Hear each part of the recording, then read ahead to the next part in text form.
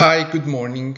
Today I'm going to address the impact of climate change on coastal real estate developments, and we're going to see a solution for financial and environmental challenges.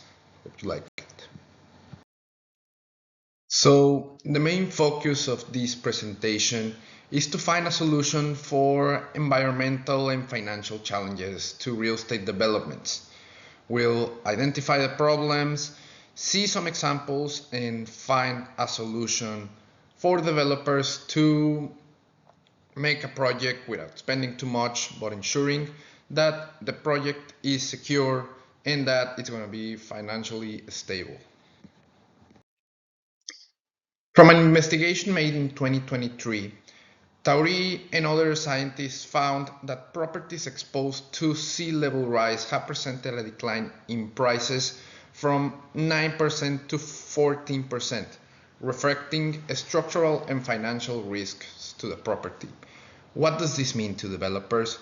It's that they have to make the project viable, secure, and make it still attractive for investors and first-time home buyers.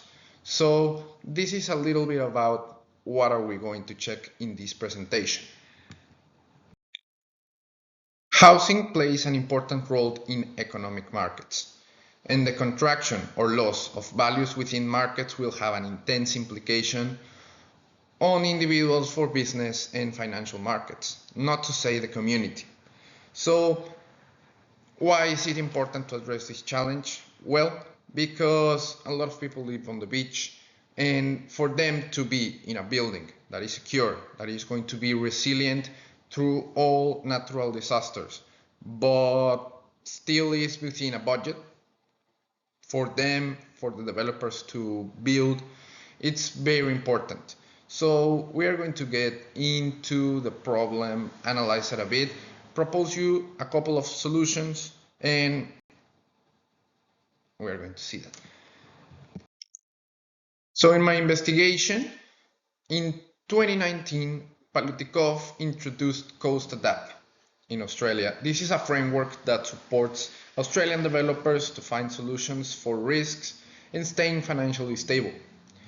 One good example of this would be the Tweed Heads River entrance sand bypass that through monitoring and investigating, they got involved with the community and start finding solutions so that climate change, sea level rise, and other factors didn't affect local developments and others.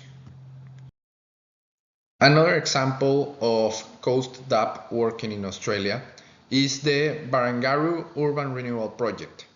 This project identified areas that may seem more affected than others within the project, so they centralized their focus on building resilient buildings, focusing on what weather event the area is on, and it helped stay the project under budget and reduce unnecessary expenses.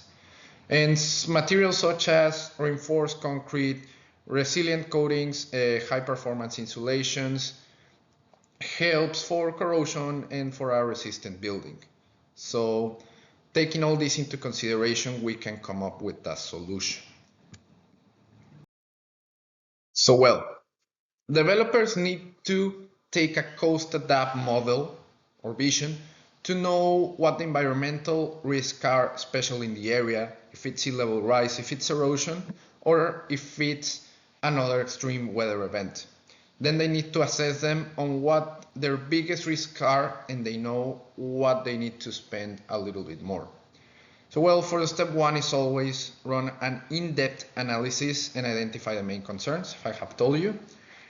The step two is with the main risks identified, you can build a new design that is resilient and start thinking about materials that may help address this.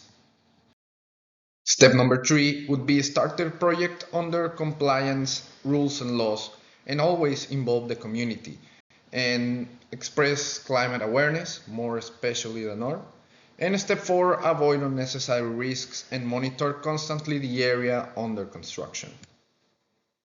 By applying this solution, we can ensure a resilient building that will hold through the environmental change and will be attractive for investors and new home buyers. So hope you like it, and thank you very much.